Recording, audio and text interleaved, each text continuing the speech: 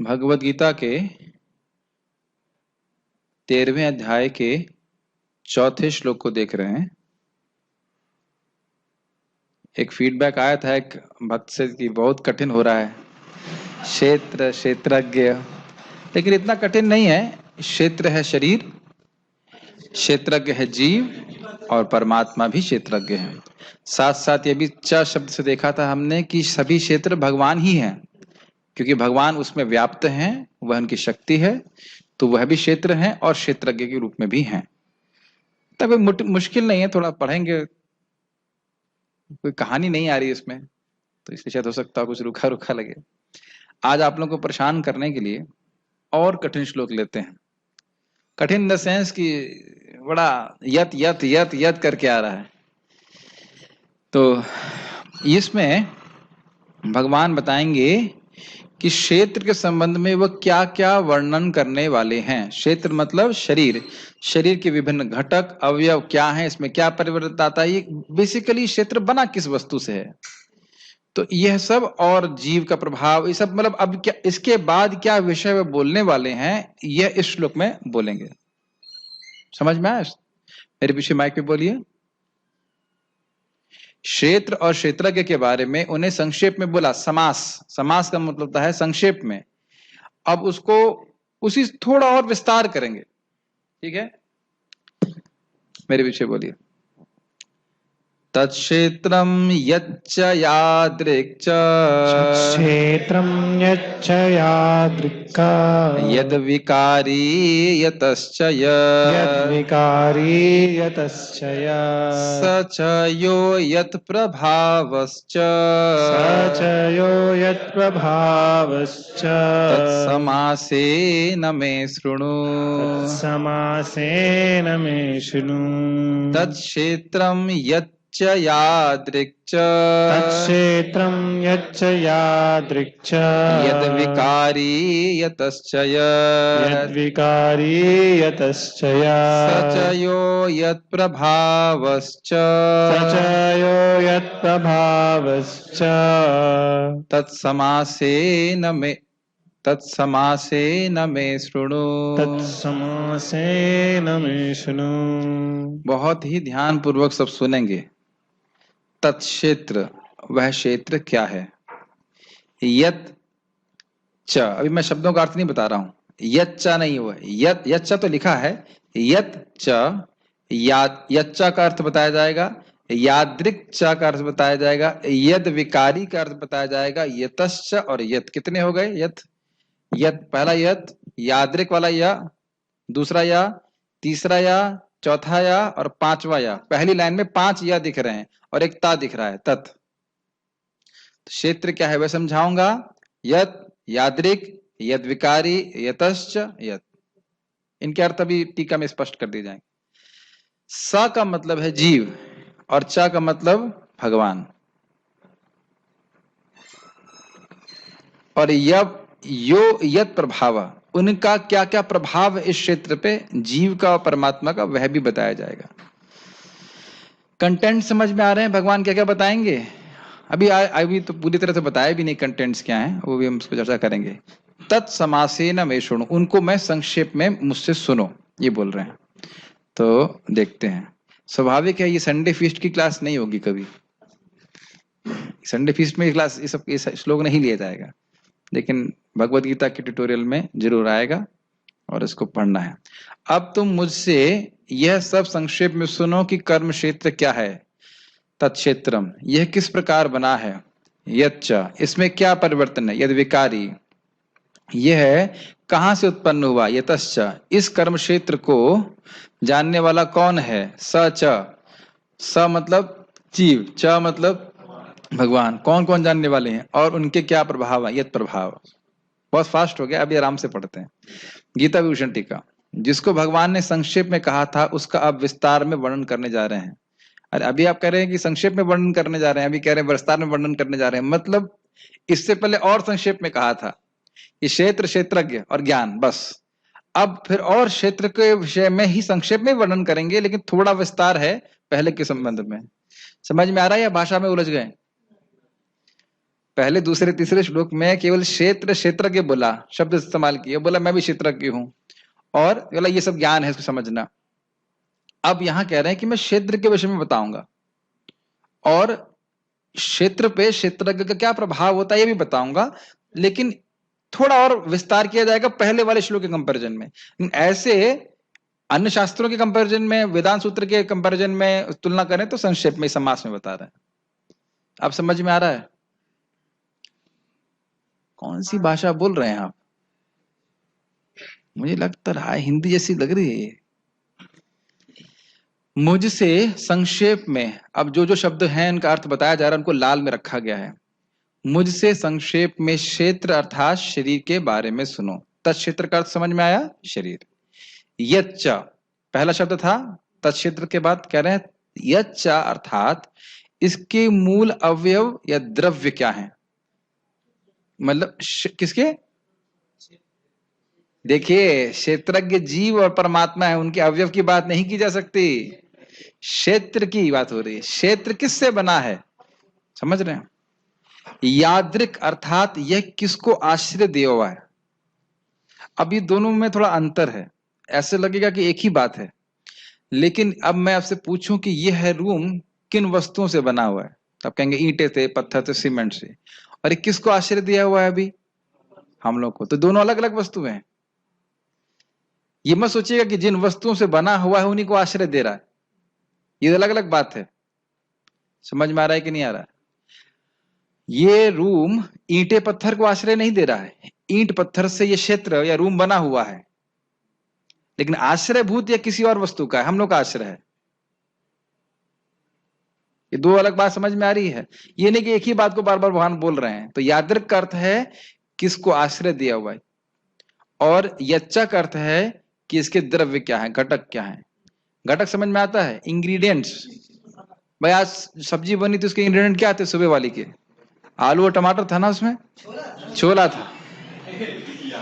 अब समझ में आया? ये खाने की बातें याद हो जाती हैं। तो अगर पूछा जाए कि यच्चा किससे बना था वो, तो कहेंगे छोला था, मसाला था। ये सब उसके घटक, उसके अवयव होते हैं। सब ऐसे ही समझाना पड़ रहा है, गीता की क्लास में खाने पीने से समझाना पड़ रहा है। तो यच्चा का मतलब हुआ कि इस शरीर के, इस क्षेत्र के द्रव्य क्या है, मूल मूल मूल अवयव क्या है। अवयव द्रव्य समझ रहे हैं ना, किससे बना, इंग्रेडिएंट्स क्या है। ये याद रखेंगे तभी हमारा छठवां श्लोक समझ में आएगा, कि वहां उत्तर देना चालू कर रहे हैं। और किसको आश्रय दिया है, ये तो बड़ा स्पष्ट है। ठीक है, अगर मैं पूछूं, वैसे इजीली पूछ सकते हैं इस बात को, हमारा शरीर किससे बना हुआ है? एक छठ से उत्तर होगा, महाभूत से बना हुआ है। ठीक है, उसके अलावा भी और तत्व भी हैं, उसका वर्णन भी आएगा। और किसको आश्रय दिया है? बैक्टीरिया को आश्रय दिया है। हाँ, दिया है, बैक्टीरिया भी आश्रय लिया हुआ शरीर, बहुत सारी चीजों का आश्रय लिया हुआ है। लेकिन जीवात्मा ने भी आश्रय लिया हुआ इस प्रकार से। खैर चलिए, तो किसको अरे आश्रय का मत नहीं, जीवात्मा शरीर का आश्रय लेती है। आश्रय से मेरा मतलब उसमें रह रही है, क्षेत्र में रह रही है, शरीर को आश्रय नहीं ले रही है। शरीर आत्मा पे निर्भर आप कह सकते हैं, लेकिन यहाँ पे एक सिंपल शब्द है, मैं खाली एग्जाम्पल दे रहा हूं। अभी किसको आश्रय दिया है एग्जैक्टली तो उत्तर भगवान स्वयं देंगे। यादृक का अर्थ जो है वो छठे अध्याय में आ जाएगा, छठे श्लोक में आएगा, तो वहीं पे झगड़ा सारा समाप्त हो जाएगा। वहां कोई कौन किसको आश्रय दिया क्लियर हो जाएगा। यद विकारी अर्थात इसके विकार क्या हैं। ध्यान दीजिएगा, विकार केवल शारीरिक ही नहीं, मानसिक विकार भी होते हैं, तो उसको भी देखा जाएगा। यतश्च अर्थात इसके उद्भूत होने का कारण क्या है, ये शरीर क्यों दिया गया है, इसका प्रयोजन क्या है। यत अर्थात इसका स्वरूप क्या है। सारे यत एक्सप्लेन हो गए। एक यत का मतलब है इसके अवयव क्या है। यद यादृक का मतलब इसने किसको आश्रय दिया है। यद विकारी मतलब क्या क्या इसमें विकार आते हैं। यतश्च मतलब ये इसका प्रयोजन क्या है, क्यों शरीर आया है, और इसका स्वरूप क्या है। पांच हुए ना, पांच याद दिख रहे थे। और क्षेत्र क्या है, क्षेत्र तो ये शरीर है। ठीक है, साथ ही इसका ज्ञाता जीव, जिसको स शब्द से इंगित किया जा रहा है, स यत यो यत प्रभावश्च, और भगवान जिसको च शब्द से इंगित किया जा रहा है। मतलब जीव भी क्षेत्रज्ञ है और भगवान भी क्षेत्रज्ञ है। इसलिए और के जो च शब्द है उसको और कहते हैं ना, हिंदी में चा कहते हैं ना, तो इसलिए यहाँ पे च शब्द भगवान को इंगित कर रहा है। स च। अब आप लोगों को अपने प्रोसेसर अपग्रेड करने पड़ेंगे। वो तो अरे चा का अर्थ भी होता है, तो भी तो वही अर्थ लेगा कि भगवान भी क्षेत्रज्ञ हैं। ठीक है, उनके स्वरूप और उनकी देखिए, चा का लिटरल अर्थ है भी, लेकिन इस प्रसंग में अर्थ है भगवान। चा का कहीं अर्थ भगवान नहीं होता है, लेकिन कंटेक्स्ट में समझना चाहिए। भी मतलब वह भी क्षेत्रज्ञ हैं, इसलिए। कल एक भक्त प्रश्न कर रहे थे, प्रभु जी मतलब जूम पे बाद में प्रश्न करे मेरे को कि प्रभु जी तीसरे श्लोक में यह तो लिखा नहीं कि जीव भी क्षेत्रज्ञ है। हमने कहा ठीक है, इसमें लिखा है कि भगवान ही क्षेत्रज्ञ हैं सभी शरीरों में, लेकिन पिछले श्लोक में देखना पड़ेगा ना, टेक्स्ट नंबर 2 में कि लिखा है कि जीव भी क्षेत्रज्ञ है। दोनों को मिलाकर कंटेक्स्ट में देखना पड़ेगा कि क्या बात हो रही है। क्षेत्रज्ञ भगवान भी है और जीव भी है। ठीक है, उनके स्वरूप और उनकी शक्ति को भी जानो। वह किस शब्द का व्याख्या हो रही है? यत प्रभावस्य। जैसे जैसे जीव का स्वरूप है, भगवान का स्वरूप है, और उनका क्या प्रभाव है क्षेत्र पे, यह भी जानो। इतने सारे विषय एक ही श्लोक में भगवान ने बोल दिए। कितने एक्सपर्ट है बोलने में, भगवान बहुत एक्सपर्ट है, हम लोग ना समझने में एक्सपर्ट है कि नहीं? और अगर हम स्वयं पढ़ते तो क्या करते? नेक्स्ट, समझ में नहीं आया, नेक्स्ट नेक्स्ट ऐसे करके रखते। और इसीलिए फिर ना वो लिंक समझ में नहीं आता है कि भगवान एकदम से महाभूतानि अहंकार बुद्धिर अव्यक्तमेव वचा ये क्यों बोल रहे हैं। तो जब यह श्लोक समझ लेंगे तो समझ में आएगा कि भाई क्यों बोल रहे हैं। और श्रील बलदेव विद्याभूषण जी इतना सुंदर टीका लिखे हैं, हम लोग को समझाने के लिए बहुत अच्छे से समझा दे रहे हैं। ये यादृक का अर्थ बोला है, ये यादृक जो बोला था ना भगवान ने, इसका ये अर्थ है, इसको ये एक्सप्लेनेशन ऐसे करके बहुत इजीली समझ में आ जाएगा, आसानी से। तात्पर्य, भगवान कर्म क्षेत्र यानी क्षेत्र तथा कर्म क्षेत्र के ज्ञाता क्षेत्रज्ञ की स्वाभाविक स्थितियों का वर्णन कर रहे हैं। स्पष्ट है, मनुष्य को यह जानना होता है कि यह शरीर किस प्रकार बना हुआ है। ठीक, अवयव, यह शरीर किन पदार्थों से बना है, शरीर किस प्रकार से बना हुआ है, मतलब क्या स्वरूप है, यह किसके नियंत्रण में कार्यशील है, इसमें किस प्रकार परिवर्तन होते हैं, ये विकारी, ये परिवर्तन कहाँ से आते हैं, ये कारण कौन से हैं, मतलब शरीर को उत्पन्न करने का कारण क्या है, आत्मा का चरम लक्ष्य क्या है, आत्मा का वास्तविक स्वरूप क्या है, सब अभी हमने देख लिया कि नहीं देख लिया। मनुष्य को आत्मा तथा परमात्मा, उनके विभिन्न प्रभावों, उनकी शक्तियों आदि के अंतर को भी जानना चाहिए। यद प्रभाव व्याख्या कर रहे हैं प्रभुपाद। यदि वह भगवान द्वारा दिए गए वर्णन के आधार पर भगवद गीता समझ ले तो ये सारी बातें स्पष्ट हो जाएंगी। लेकिन उसे ध्यान रखना होगा कि प्रत्येक शरीर में वास करने वाला परमात्मा को जीव का स्वरूप न मान बैठे। ये बात समझ में आ रही है? ये सब समझना क्यों आवश्यक है? ताकि कभी भी भूल कर भी कोई भी व्यक्ति अपने आप को न तो शरीर माने और न स्वयं को परमात्मा माने। ये दोनों ही बात बिल्कुल गड़बड़ नहीं होनी चाहिए। आपको याद है ना, 3 गुण थे, कल बताया था, भोग्यत्व, भोक्तृत्व और नियंता। भोग्यत्व का गुण किसका है? माया का, प्रकृति का, वो भोगी जाती है, भोगा जाता है उसको। भोक्तृत्व का गुण किसका है? जीवात्मा का। और वह किसको भोग रहा है? माया को, माया के पदार्थों को। और इन दोनों के नियंता कौन है? भगवान है। इन गुणों में क्या कोई एक्सचेंज हो सकता है? क्या भगवान भोग्य बन सकते हैं? नहीं। याद आ रही है ना सब बातें? तो इस प्रकार से ठीक ठीक समझ लेना चाहिए कि कभी भी भगवान सुख दुख के भोक्ता नहीं है, जगत में लिप्त कभी नहीं होते हैं, नियामक हैं, क्योंकि जीव को प्रकृति का भोग वही करा रहे हैं। जीव के पास शक्ति नहीं है कि स्वयं से इंडिपेंडेंटली प्रकृति का भोग कर सके। तो वो आपको याद होगा ये सब बात, जैसे कपड़ा में रंग लग जाता है उस प्रकार से वह कपड़ा रंग के गुण को ले लेता है, ऐसे साथ में रह, इस प्रकार से नहीं सोचना चाहिए। परमात्मा, प्रकृति और जीव साथ में रहते हुए भी एक दूसरे के गुणों को ग्रहण नहीं करते। मैं कुछ कुछ बातें याद करा दे रहा हूं ताकि बातें थोड़ी थोड़ी फ्रेश रहें, कल बातें हमने करी थी। ठीक है, लेकिन इसे ध्यान रखना होगा कि प्रत्येक शरीर में वास करने वाला परमात्मा को जीव का स्वरूप न मान बैठे। कभी भी जीव परमात्मा नहीं बन सकता है। ऐसा तो सक्षम पुरुष तथा अक्षम पुरुष को एक समान बताने जैसा है। सक्षम पुरुष कौन है? भगवान। अक्षम पुरुष कौन है? जीव को अक्षम क्यों बोल रहे हैं? क्योंकि जीव अपनी सामर्थ्य से प्रकृति का भोग करने में अक्षम है और अपने ही सामर्थ्य से प्रकृति से बाहर निकलने में भी अक्षम है। जब तक भगवान की कृपा नहीं होती है जीव मुक्त नहीं हो सकता।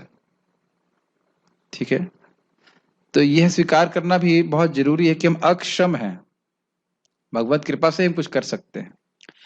अब भगवान बोलेंगे कि इस विषय को, जिस विषय को अभी हमने चौथे श्लोक में बोला है, इसको अन्य ग्रंथों में भी, ब्रह्म सूत्र में और अन्य ऋषियों ने बहुत इसकी विवेचना करी है, बहुत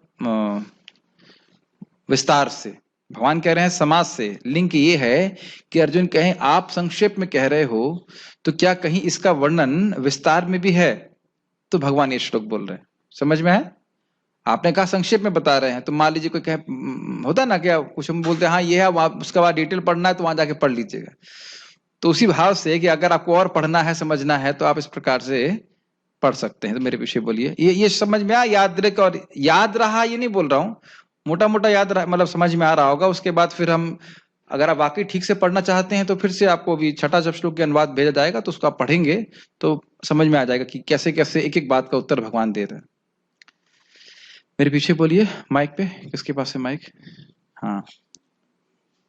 ऋषिभिर्बहुधा गीतम् ऋषिभिर्बहुधा गीतम् छन्दोभिर्विविधैः पृथक् विविधैः पृथक् ब्रह्मसूत्रपदैश्चैव ब्रह्मसूत्रपदैश्चैव हेतुमद्भिर्विनिश्चितैः। हेतुमद्भिर्विनिश्चितैः। ऋषिभिः बहुधा गीतम्, ऋषियों के द्वारा, बहुधा मतलब बहुत प्रकार के गीत, गीत का अर्थ है यहाँ पे प्रभात कह रहे हैं वर्णित किया गया है। इस विषय को, जिस विषय को श्लोक क्रमांक चौथे में भगवान बोल रहे हैं, इस संबंध में बहुत सारे ऋषियों ने बोला। उदाहरण दिया जाएगा पराशर मुनि का और अन्य ऋषि भी। ऋषि भी का मतलब है बहुत सारे ऋषि। पराशर जी मुनि का एक एग्जाम्पल दिया जाएगा, उससे समझ लेना चाहिए उपलक्षण से कि अन्य ऋषियों ने भी इस पे व्याख्या करी है। छंदोभिर विविधय पृथक, और वैदिक मंत्रों में, वेदों में भी इसका वर्णन विविध प्रकार से है, अलग अलग प्रकार से है, माने महत्वपूर्ण विषय है। ठीक है।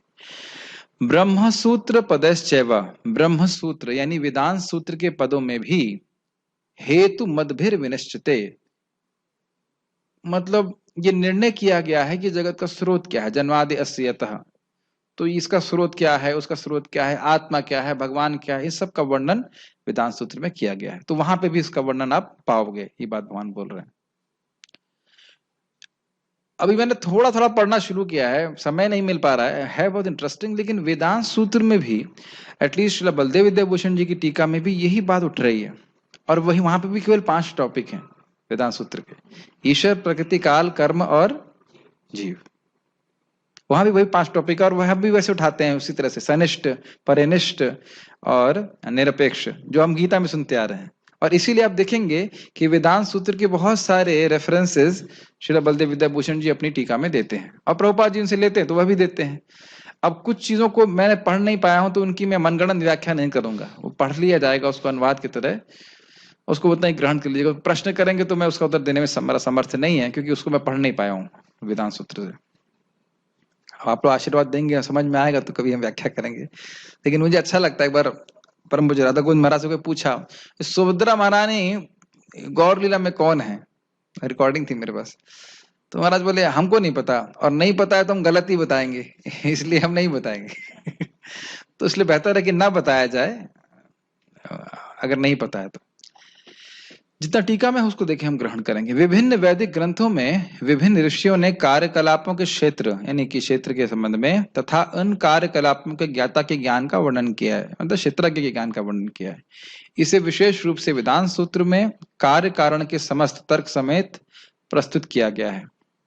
कार्य कारण मतलब इस जगत का कारण कौन है, क्या ब्रह्म कारण है, क्या माया कारण है, इसको तर्क उठाए गए हैं, फिर तर्क को निरस्त करके कहा गया है कि भगवान ही इस जगत के कारण है। ऐसे करके उन्हें समझाया है। बहुत हल्का हल्का मैंने देखा है और हल्का हल्का पढ़ा है, इसलिए मैं कुछ ज्यादा बोल नहीं सकता, लेकिन इस प्रकार की व्याख्या वहां पे है। आप पढ़े हैं? ठीक, कोई भी हेल्प करने के लिए नहीं। आपने पढ़ा? कोई थोड़ा थोड़ा पढ़ा? सुमोदन पढ़ा है? टीका भी लिखे उसके ऊपर? टीका नहीं लिखा है, चल रहा है, ठीक। किचन में सेवा मिल गई, इसलिए टीका पूरी नहीं कर पाया। नहीं भाई, बड़ा कठिन है वो। ठीक है, गीता भूषण टीका। आपने कहा कि क्षेत्र और क्षेत्रज्ञ के ज्ञान को आप संक्षेप में कहेंगे, तो किनके द्वारा इस ज्ञान को विशद रूप में वर्णित किया गया है? ठीक है, ये लिंक है। तो भगवान कह रहे हैं, ये उत्तर दे रहे हैं। तो हिंदी समझ रहे होंगे तो। हाँ, क्षेत्र के स्वरूप को पराशर आदि ऋषियों के द्वारा विस्तार में वर्णित किया गया। तो देखिए, अब इन श्लोकों की व्याख्या हम बहुत नहीं करेंगे, बस इतना समझना होगा कि टीका में क्यों रखे गए हैं। टीका में इसलिए रखे गए हैं, यह दिखाने के लिए कि पराशर आदि ऋषि ने क्षेत्र और क्षेत्रज्ञ का वर्णन किया है। अब उस ग्रंथ को मैंने पढ़ा नहीं है, मेरे पास पता भी नहीं वो ग्रंथ कहाँ है, तो फिर उसकी ज्यादा व्याख्या करना हमारे लिए संभव नहीं होगा। तो इन श्लोकों की व्याख्या हमसे मत पूछिए, क्यों रखे गए हैं समझ में आ रहा है, ये दिखाने के लिए, ये दर्शाने के लिए ऋषियों ने व्याख्या करी है। अहम त्वं च तथान्ये भूतेर्हुयाम पार्थिव गुण प्रवाह पतितो भूत वर्गोपि यात्ययम् कर्मवशया गुणा ह्येते सत्त्वाद्या पृथ्वीपते अविद्या संचितं कर्म तच्च चाशेषु जन्तुषु आत्मा शुद्धो शरः शान्तो निर्गुणः प्रकृते परः प्रविद्यया पचयो नास्या एकस्याखिल जन्तुषु। तुम, मैं तथा अन्य सारे जीव अर्थात हम सभी दिव्य हैं, भले ही हमारे शरीर भौतिक हों। ये प्रभुपाद जी के हमने सीधे तात्पर्य से ले लिया है इसको। हम अपने अपने कर्मों के कारण प्रकृति के तीनों गुणों के वशीभूत होकर पतित हो गए हैं। ये तो व्याख्या की आवश्यकता नहीं, समझ में आ रहा है। फलतः कुछ लोग उच्चतर धरातल पर हैं और कुछ निम्नतर धरातल पे हैं, अपने कर्मानुसार विभिन्न योनियों को प्राप्त हैं। ये उच्चतर तथा निम्नतर धरातल अज्ञान के कारण हैं और अनंत जीवों के रूप में प्रकट हो रहे हैं। ये लाइनें समझ में आ रही हैं?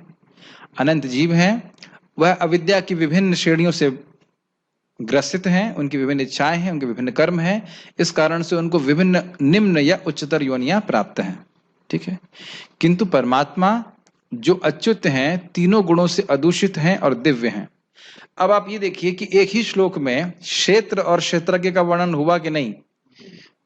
शरीरों का वर्णन हो गया, शरीर क्यों आ रहे हैं इसका वर्णन हो गया, कौन शरीर ग्रहण कर रहा है इसका वर्णन हो गया, और भगवान का भी वर्णन हो गया। तो ये बता रहे हैं कि इस प्रकार से विष्णु पुराण में भी क्षेत्र क्षेत्रज्ञ का वर्णन है। बस इतना, और व्याख्या की आवश्यकता तो है नहीं। ठीक है, गुड।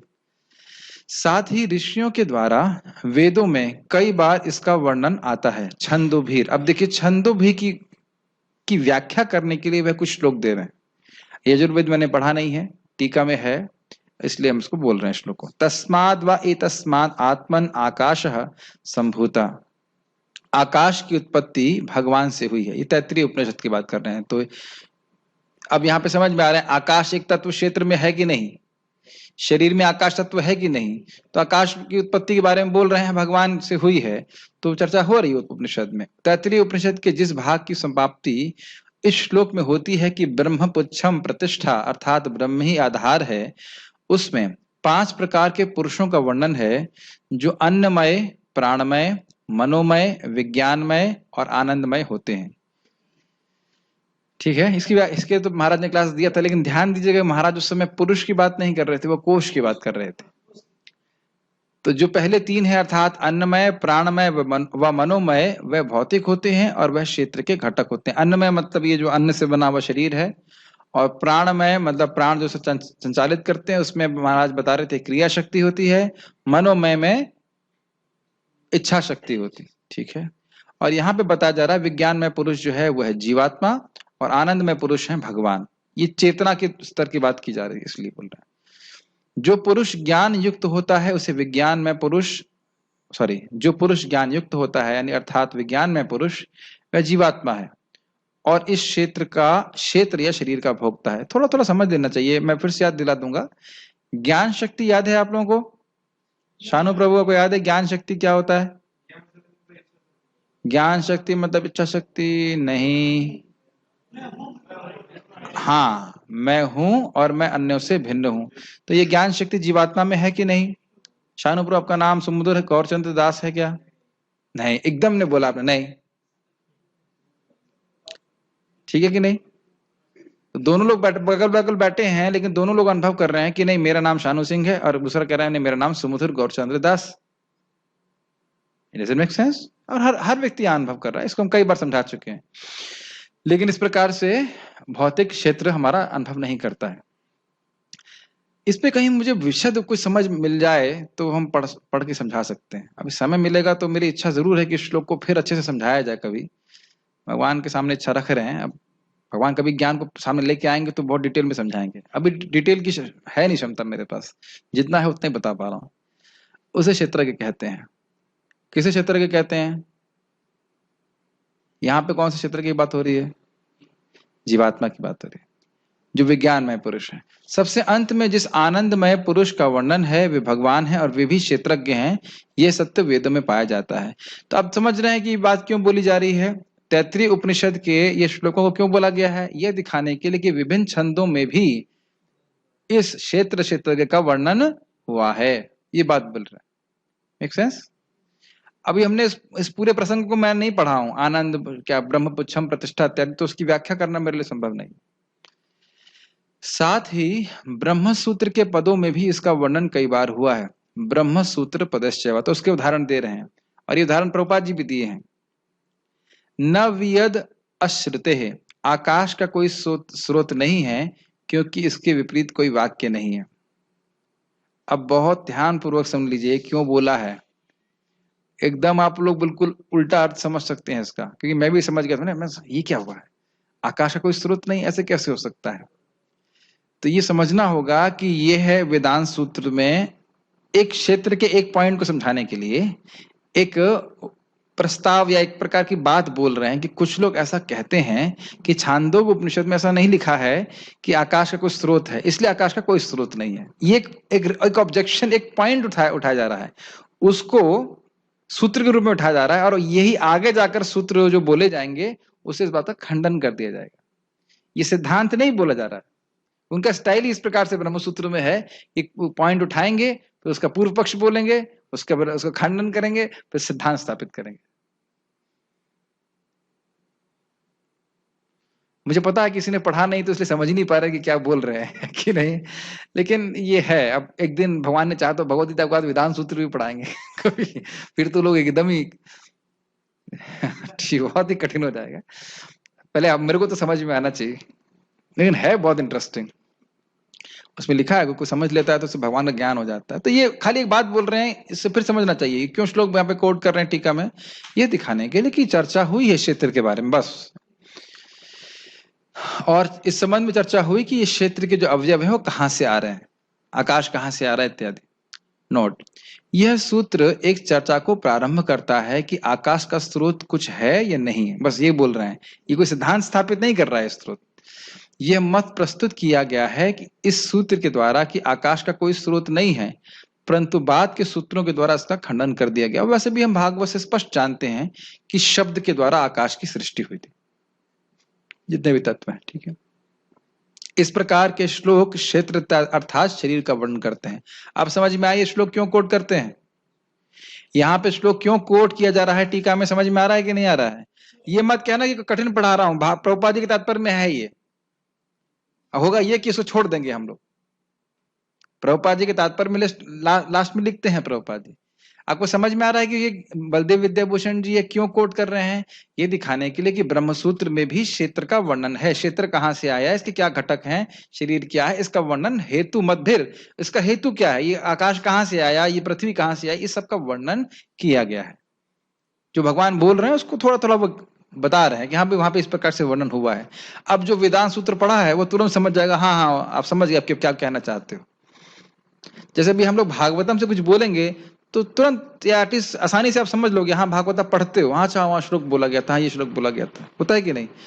इसीलिए केवल कठिनाई हो रही कि वेदांत सूत्र पढ़ा नहीं है, तैत्तिरीय उपनिषद पढ़ा नहीं है, बस इसीलिए। लेकिन पॉइंट समझ रहे हैं कि क्यों बोल रहे हैं।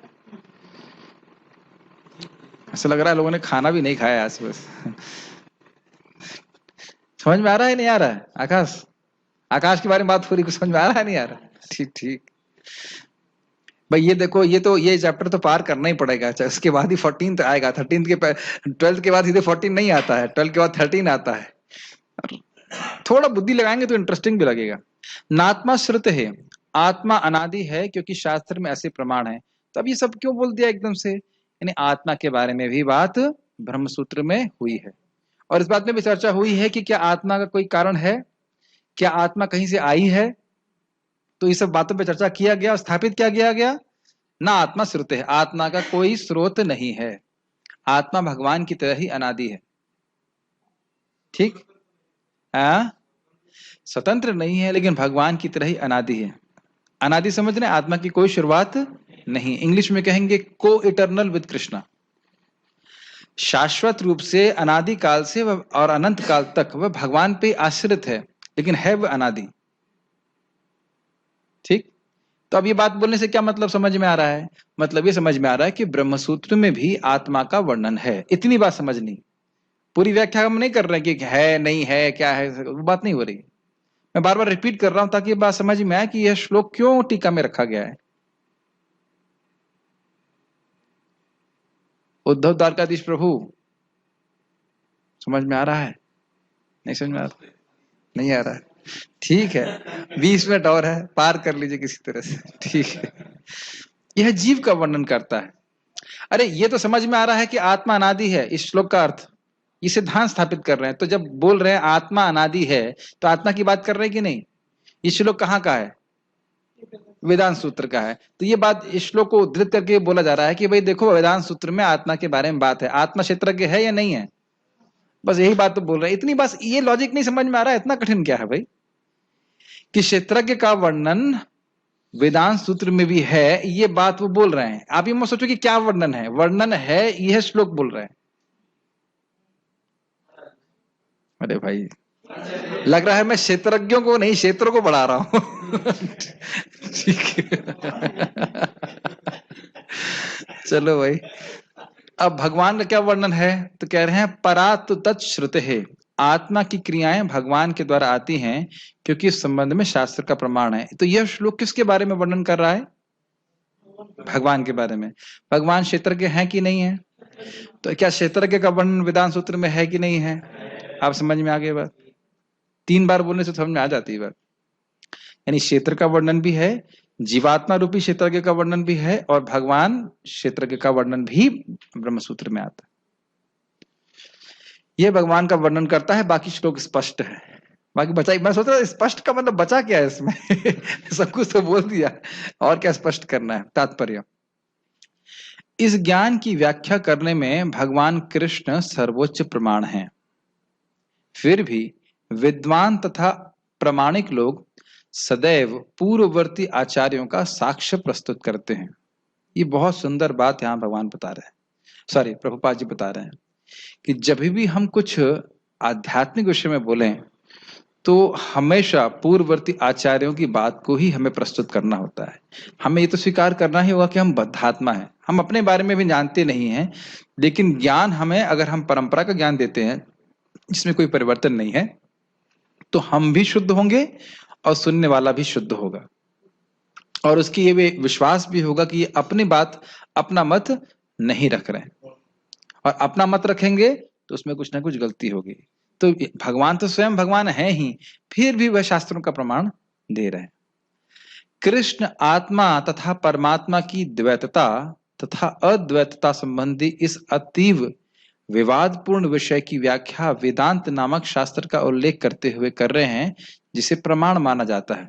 समझ रहे हैं मेरी बात? जो बातें ब्रह्मसूत्र में विशद रूप से वर्णन है, उन्हीं बातों को भगवान यहाँ पे रखने वाले। ये तो एकदम स्पष्ट है। मैं, भगवान ने चाहा कभी पढ़ूंगा तो दिखा भी दूंगा, दिखता है कई बार। जो बातें हम ब्रह्मसूत्र में देख रहे हैं वही बातें गीता में भी बलदेव विद्याभूषण जी टीका में रख रहे हैं। और जब टॉपिक सेम है, 5 टॉपिक सेम है वेदांत सूत्र के, भगवद गीता के, तो हम सार ही समझ सकते हैं। सर्व उपनिषदों गावो दोग्धा गोपाल नंदना, सारे उपनिषदों का सार है भगवद गीता। ठीक है, विवाद क्या है? विवाद यह है कि कुछ लोग कहते हैं कि जीव और परमात्मा पूरी तरह भिन्न है, और कुछ लोग कहते हैं कि जीव और परमात्मा बिल्कुल बिल्कुल भी अब पूरी तरह से अभिन्न है। केवल अज्ञान में जीव भूल गया है कि वह भगवान है, तो ऐसी बातें बोलते हैं। तो इन सब बातों को क्लियरली समझना होगा कि किस प्रकार से जीव भेदाभेद प्रकाश, जैसे एक क्या कहते हैं एग्जाम्पल, अग्नि की चिंगारी, चिंगारी अणु है और महान अग्नि बहुत विभु है, उसी प्रकार से जीव भी सच्चिदानंद है लेकिन वह अणुरूप है और भगवान सच्चिदानंद है विभु रूप में। ये सही सही अंडरस्टैंडिंग। जिस प्रकार से हम सूर्य को की रोशनी के किरणों को क्या सूर्य से कभी अलग कर सकते हैं? नहीं कर सकते। लेकिन आप यह नहीं कह सकते कि सूर्य की रोशनी सूर्य है, ऐसा भी नहीं कह सकते और अलग भी नहीं कर सकते। ठीक है, कहां से हम लोग? सर्वप्रथम वे कहते हैं यह विभिन्न ऋषियों के मतानुसार है। ऋषि भी बहुधा गीतम था, लाइन श्लोक में थी। जहां तक ऋषियों का संबंध है, श्री कृष्ण के अतिरिक्त व्यासदेव जो वेदांत सूत्र के रचयिता हैं, महान ऋषि हैं और वेदांत सूत्र में द्वैत की भली भांति व्याख्या हुई है, जी भेद जो है बताया गया है। व्यासदेव के पिता पराशर भी महर्षि हैं और उन्होंने धर्म संबंधी अपने ग्रंथों में लिखा है, अहम त्वम च तथान्ये। ये श्लोक पढ़े थे कि नहीं पढ़े थे? किसकी टीका में पढ़े थे? पिछले श्लोक में, इसी श्लोक की टीका। ठीक, तो वही इसका अनुवाद मैंने वहां पे पेस्ट कर दिया था। तुम, मैं तथा अन्य सारे जीव अर्थात हम सभी दिव्य हैं, भले ही हमारे शरीर भौतिक हों। हम अपने अपने कर्मों के कारण प्रकृति के 3 गुणों के वशीभूत होकर पतित हो गए हैं। फलतः कुछ लोग उच्चतर धरातल पे हैं, कुछ निम्नतर धरातल पे हैं। ये वैसे एक बात बड़ी इंटरेस्टिंग है कि अगर किसी व्यक्ति के अंदर आप देख रहे हैं कि उसके अंदर बुद्धि है, कौशल है, सब कुछ है, और कोई व्यक्ति कुछ निम्न है या कुछ हीन है, तो वह केवल उनके कर्मानुसार है। मतलब जीवात्मा की दृष्टि से हमें भेद नहीं देखना चाहिए। नहीं समझ में आया? यस, बहुत प्रैक्टिकल है हम जब भगवद्गीता को पढ़ते हैं। नहीं तो प्रायः हम किसी से घृणा करते हैं वो अगर उसमें कुछ हीनता है भौतिक रूप से। ये उच्चतर तथा निम्नतर धरातल अज्ञान के कारण हैं और अनंत जीवों के रूप में प्रकट हो रहे हैं। इनकी व्याख्या मैंने सुक्त कर दी थी। किंतु परमात्मा जो अच्युत हैं, तीनों गुणों से अदूषित हैं और दिव्य हैं। क्विज क्विज क्विज क्विज, यह पराशर जी का श्लोक क्यों बोला गया? प्रभुपाद जी भी इसको क्यों कोट किया? चलिए अभी गीता भूषण तो आपको लग रहा है आउट ऑफ सिलेबस है, प्रभुपाद जी ने इसे क्यों कोट किया? माइक पे बोलिए, माइक पे बोलिए, ताकि मुझे लगे कि उसी व्यक्ति को समझ में आ रहा है। कोई एक तो क्षेत्रज्ञ है, बाकी तो लग रहा है क्षेत्र है। यस, ये प्रमाण करना चाहते हैं कि ये सब वर्णन वेदांत सूत्र में भी है। सही जा रहे थे आप, थोड़ा ऑफ हो गए। पराशर जी का उदाहरण क्यों दे रहे हैं यहाँ पे प्रभुपाद जी? कि विभिन्न ऋषि भी शास्त्र में वर्णन किए। विभिन्न ऋषियों ने भी किसका वर्णन किया है? कि क्षेत्रज्ञ का वर्णन किया है। और इस श्लोक में आप परमात्मा, शरीर और भगवान, सॉरी जीव, तीनों का देख रहे हैं वर्णन। ठीक, ओके। छंद कहां था हम लोग? कठोपनिषद में आत्मा, परमात्मा तथा शरीर का अंतर बताया गया है। इसके अतिरिक्त अनेक महर्षियों ने इसकी व्याख्या की है, जिनमें पराशर प्रमुख माने जाते हैं। ठीक है। छंदो भी शब्द विभिन्न वैदिक ग्रंथों का सूचक है। मतलब ऋषियों ने तो व्याख्या करी है और अन्य ग्रंथों में भी इस बात का वर्णन है। उदाहरणार्थ तैत्तिरीय उपनिषद जो यजुर्वेद की एक शाखा है, प्रकृति, जीव तथा भगवान के विषय में वर्णन करती है। जैसा कि पहले कहा जा चुका है, क्षेत्र का अर्थ है कर्म क्षेत्र। अब अभी देख सकते हैं कि प्रभुपाद भले संस्कृत को नहीं कोट कर रहे हैं, लेकिन उसका सार प्रस्तुत कर रहे हैं यहाँ पे। अब हमने जब उसको थोड़ा डिटेल में देख लिया तो हमको समझ में आ रहा है प्रभुपाद यहाँ पे क्या बोल रहे हैं। तैत्तिरीय उपनिषद के कौन से श्लोक की बात कर रहे हैं, वह हमने भी पढ़ा था कुछ देर पहले। जैसा कि पहले कहा जा चुका है, क्षेत्र का अर्थ है कर्म क्षेत्र। क्षेत्रज्ञ की 2 कोटियां हैं, जीवात्मा तथा परम पुरुष। अब तो मैं समझ रहा हूं, याद हो गया होगा। परम पुरुष कौन है? भगवान, मतलब भगवान कृष्ण। ठीक, हाँ।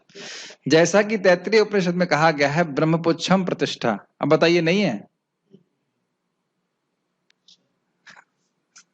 साहिल ब्रो बेचारे के पास अभी आंखें भी छीन ली भगवान ने सब इतना कठिन श्लोक, तो वो भी केवल सुन करके समझना तो और भी कठिन होगा। चलिए कोई बात नहीं, चश्मा आ जाएगा, घबराइए मत। भगवान की शक्ति का प्राकट्य अन्नमय रूप में होता है, जिसका अर्थ है अस्तित्व के लिए भोजन पर निर्भरता। यह अन्नमय चेतना का वर्णन है। यह ब्रह्म की भौतिकतावादी अनुभूति है। अन्न में परम सत्य की अनुभूति करने के पश्चात फिर प्राणमय रूप में मनुष्य सजीव लक्षणों या जीवन रूपों में परम सत्य की अनुभूति करता है। इसको जो मैं अब तक समझा सकता हूं। जब बच्चा जन्म लेता है तो उसकी चेतना कैसी होती है? अन्नमय। अन्नमय का अर्थ है मतलब वह केवल खाने के बारे में सोचता है। उसके बाद उसकी अवेयरनेस आती है कि मैं भी हूं, प्राण की रक्षा करना चाहिए इत्यादि। और उसके बाद फिर वह चिंतन के धारा तले पहुंचता है, उसे मनोमय कहते हैं। ये बात हमने सुना है, पढ़ा। मुझे आज दुख लग रहा है कि मैं इसकी कोई व्याख्या नहीं कर पा रहा, देख, क्योंकि मुझे आज तक कुछ, अभी तक एटलीस्ट मेरे सामने कुछ कंटेंट मिला नहीं कि एकदम प्रमाणिक ठीक प्रकार से समझा जा सके। इसको होगा जरूर, लेकिन मेरे सामने नहीं आ पाया, मैं पढ़ नहीं पाया उसको आज तक। अब इसको वेदांत सूत्र में ढूंढने की, नेट पे मत ढूंढिए, नेट पे बहुत मुश्किल से मिलता है ज्ञान, और नेट पे हमेशा आपको सही रेफरेंस भी नहीं मिलता है। मैं आज सोच रहा था महतत्व क्या है, 4-5 उसके एक्सप्लेनेशन आ गए, महतत्व ये है, महतत्व वो है। तो फिर भागवत से ही देखना सही रहता है। ज्ञानमय रूप में वह अनुभूति सजीव लक्षण से आगे बढ़कर चिंतन, अनुभव तथा आकांक्षा तक पहुंचती है। आज कठिन बातें हैं। तब ब्रह्म की उच्चतर अनुभूति होती है, इसे विज्ञान में रूप कहते हैं, जिससे जीव के मन तथा जीवन के लक्षणों को जीव से भिन्न समझाता है। हाँ, ये इंपॉर्टेंट बात है। यहाँ पे विज्ञान में अवस्था में व्यक्ति समझ पाता है कि कैसे वह शरीर से भिन्न है, एक जीवात्मा है। इसके पश्चात परम अवस्था आती है जो आनंदमय है, अर्थात सर्व आनंदमय प्रकृति की अनुभूति है। इस प्रकार से ब्रह्म अनुभूति की 5 अवस्थाएं हैं, जिन्हें ब्रह्मपुच्छम कहा जाता है। इनमें से प्रथम 3 अन्नमय, प्राणमय तथा ज्ञानमय अवस्थाएं जीवों के कार्यकलापों के क्षेत्रों से संबंधित होती हैं। समझ में आ गया? अन्नमय, प्राणमय और मनोमय क्षेत्र के संबंध में, क्षेत्र के बारे में कहा है। मुझे लग रहा है, मुझे पता है आप लोग बोर हो रहे हैं, कोई बात नहीं, लेकिन हम प्रयास करेंगे इसको पढ़ाने के लिए। हाँ जी, विज्ञानमय, ज्ञानमय, मनोमय एक ही है। यस, यहाँ पे तो प्रपात सही बोल रहे हैं। परमेश्वर इन कार्यकलापों के क्षेत्रों से परे हैं और आनंदमय है। इसकी व्याख्या हम लोग पढ़ चुके हैं। वेदांत सूत्र भी परमेश्वर को आनंदमय अभ्यासात कहकर पुकारता है। भगवान स्वभाव से आनंदमय है, जैसे सूर्य स्वभाव से ही, स्वरूप से ही तेजोमय है, उनसे तेज विकीर्ण होता रहता है, उसी प्रकार से भगवान से आनंद विकीर्ण होता रहता है। कभी भगवान दुखी नहीं हो सकते। इस संबंध में भगवान असहाय हैं कि वे दुखी कभी नहीं हो सकते। ठीक है, जैसे आप देख रहे हो भगवत गीता में जब अर्जुन विषाद से युक्त हैं, तब भी कृष्ण मुस्कुरा रहे हैं।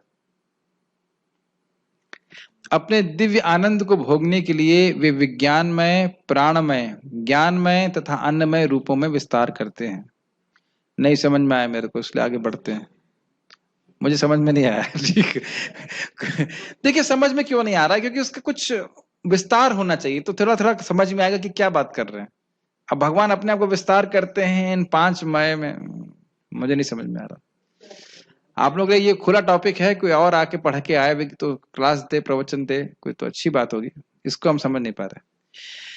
कार्यकलापों के क्षेत्र में जीव भोक्ता क्षेत्रज्ञ माना जाता है, किंतु आनंदमय उससे भिन्न होता है। ये समझ में आ गया? ये तो क्लियर समझ में आ रहा है कि जो जीव है उस क्षेत्र के सुख दुख को भोगता है, लेकिन भगवान अपनी आनंदमय स्थिति में हमेशा विद्यमान रहते हैं, भले वो शरीर में रहते हैं। इसका अर्थ यह हुआ कि यदि जीव आनंदमय का अनुगमन करने में सुख मानता है तो वह पूर्ण बन जाता है, यानी वो भगवान की भक्ति करेगा, भगवान की तरफ उन्मुख होगा तो भगवान के सुख को अनुभव करेगा, और नहीं तो फिर इस क्षेत्र के सुख दुख को भोगता रहेगा। क्षेत्र के ज्ञाता यानी क्षेत्रज्ञ के रूप में परमेश्वर की और उसके अधीन ज्ञाता के रूप में जीव की तथा कार्यकलापों के क्षेत्र की प्रकृति का यह वास्तविक ज्ञान है। ये तो समझ में आ रहा है, जीव का, भगवान का और एक क्षेत्र का ज्ञान यहाँ पे दिया गया है। वेदांत सूत्र या ब्रह्म सूत्र में इस सत्य की गवेषणा करनी होगी। गवेषणा मतलब क्या होता है? रिसर्च करनी होगी। तो सब लोग वेदांत सूत्र खोल लें, कल से वेदांत सूत्र पढ़ना शुरू करते हैं हम लोग। लेकिन दिक्कत है कि समझ में कुछ नहीं आएगा, तो इसलिए अभी छोड़ दीजिए, खोज करनी होगी। ठीक है, यहाँ इसका उल्लेख हुआ है कि ब्रह्म सूत्र के नीति वचन कार्य कारण के अनुसार सुंदर रूप से व्यवस्थित है। मतलब उसमें विवेचना करी गई कि इस जगत का कारण कौन है, उसका इस कारण का कार्य क्या है, कार्य मतलब इफेक्ट क्या है, ये सब तर्क के द्वारा अच्छे से शास्त्र के अनुसार समझाया गया है। इनमें से कुछ सूत्र इस प्रकार हैं। न वियत श्रुते है, इसकी व्याख्या किए थे ना हम लोग, अभी है ना प्रपात तात्पर्य में। न आत्मा श्रुते है तथा परात्तु तत्श्रुते है। न व्यय श्रुते किसके संबंध में है? क्षेत्र के संबंध में। न आत्मा श्रुते किसके संबंध में है? आत्मा के बारे में। तथा परात्व तच्छ्रुते किसके संबंध में है? परमात्मा के। ठीक है, थोड़ा थोड़ा एक्सप्लेनेशन दिया गया था तो कुछ कुछ समझ में आ रहा होगा। कोई बात नहीं, नहीं समझ में आ रहा है तो भी सुबह का प्रसाद तो मिलेगा ना, तो क्या टेंशन। प्रथम सूत्र कार्यकलापों के क्षेत्र को सूचित करता है। कौन सा सूत्र? नवियद श्रुते है। दूसरा जीव को, कौन सा सूत्र? नात्मा श्रुते है। और तीसरा परमेश्वर को, जो विभिन्न जीवों के आश्रय तत्व हैं, अर्थात परातो तच्छ्रुते है। भगवान की कृपा से श्लोक पूरा हो गया। मुझे बहुत डर लग रहा था कि, मुझे लगता नहीं कि आज ऐसे महाराज बोल रहे थे ना कि आज दोपहर में बोल रहे थे, कुछ लोगों को कुछ समझ में नहीं आ रहा है और कुछ लोगों को ये समझ में नहीं आ रहा है कि क्या समझ में नहीं आ रहा है। लेकिन देखिए, एक समराइज करें इसको तो भगवान ने बताया। इसके बाद बहुत इजी होगा, कोई कठिन नहीं होगा कि क्षेत्र के क्या क्या विकार हैं, क्या क्या अवयव हैं, क्या कहां से आया है, क्या प्रयोजन है, जीव क्या है, भगवान क्या है और उनका क्या प्रभाव है, इसका वर्णन मैं करूंगा। और समासेन शृणु, मतलब संक्षेप में करूंगा। तो अर्जुन मान लीजिए कहें कि कहीं विस्तार में वर्णन हुआ है तो भगवान इस श्लोक में क्या बोले? ऋषियों के द्वारा हुआ है, पराशर आदि ऋषि के द्वारा हुआ है, विभिन्न छंदों भी यानी विभिन्न वैदिक सूत्र वैदिक ग्रंथों में हुआ है, तैत्तिरीय उपनिषद इत्यादि में, और ब्रह्मसूत्र में भी इसका वर्णन हुआ है। ये सार वस्तु हमको उसको समझना है। अब इसके बाद अगले श्लोक में, जो आज नहीं होगा, प्रसन्नता हो रही होगी आप लोगों को, तो उसका वर्णन होगा कि क्या है, यत क्या है, च क्या है, यादृक क्या है। तो मुझे लगता है कि अटेंडेंस कल कम होगी, नहीं होगी, सुनने आएंगे, लेकिन वह आपको आश्चर्य होगा कि वो बहुत आसान है, कुछ भी कठिन नहीं होगा, वो बहुत आसान होगा। ठीक है, कोई प्रश्न है किसी भक्त का तो मैं ले सकता हूँ। Any questions? हाँ प्रभु जी, माइक दे सकते हैं प्रभु जी को, या फिर आप बोलिए, मैं रिपीट कर दूंगा। हाँ, ऑन कर लीजिए, माइक ऑन कर लीजिए, ऑन कीजिए माइक। हरे कृष्ण। हाँ, इसमें दिया है भगवान की शक्ति का प्राक्ट्य अन्नमय, मनोमय, ज्ञानमय, विज्ञानमय। भगवान की शक्ति का प्राक्ट्य है ये, प्राकट्य। हाँ प्राकट्य, प्राकट्य होना, वो टाइपिंग एरर होगी। कहाँ पे लिखा है पेज नंबर? इसी में कैसे बताएं, पता नहीं, मैं वो टाइपिंग एरर होगी। प्राट्य कुछ नहीं होता है, प्राकट्य हो। हाँ, मैं इसको नहीं कह रहा। हाँ, भगवान की शक्ति के प्राक्ट्य हैं ये 5 जो दिए हैं, अन्नमय। प्राट्य क्या होता है? पता नहीं, प्राकट्य होना चाहिए। प्राकट्य, हाँ, प्राकट्य। हाँ, ये तो भगवान की स्पष्ट है। शक्ति के प्राकट्य हैं अन्नमय। ये तो कोई कठिन नहीं है, ये तो आपको याद हो, महाराज जब आपके उस दिन प्रवचन कर रहे थे तो कह रहे थे अन्नमय, भगवान ही अन्नमय कोश के रूप में है, प्राणमय कोश के रूप में है, मनोमय कोश के रूप में। याद आ रहा है? भगवान ही मन बने हुए। यह तो कठिन नहीं है समझ। भगवान की शक्ति के प्राकट्य हैं, यह तो कठिन नहीं है। देखिए, इसका वर्णन तो हम लोग कल कर रहे थे। च शब्द से क्या इंगित हो रहा था कि भगवान ही क्षेत्र भी है। तो अगर अन्नमय, प्राणमय और ज्ञानमय क्षेत्र हैं तो भगवान ही क्षेत्र भी है, क्योंकि भगवान उसमें व्याप्त हैं, और जो चीज उसमें जिसमें व्याप्त रहती है उसे अभिन्न कही जाती है। तो वह तो कोई कठिन बात नहीं है। समझ में आ रहा है या नहीं आ रहा समझ? ठीक ठीक है, क्या कह सकते हैं, कल देखते हैं उसको। श्रीमद् भगवद गीता की जय, श्री प्रभुपाद की जय।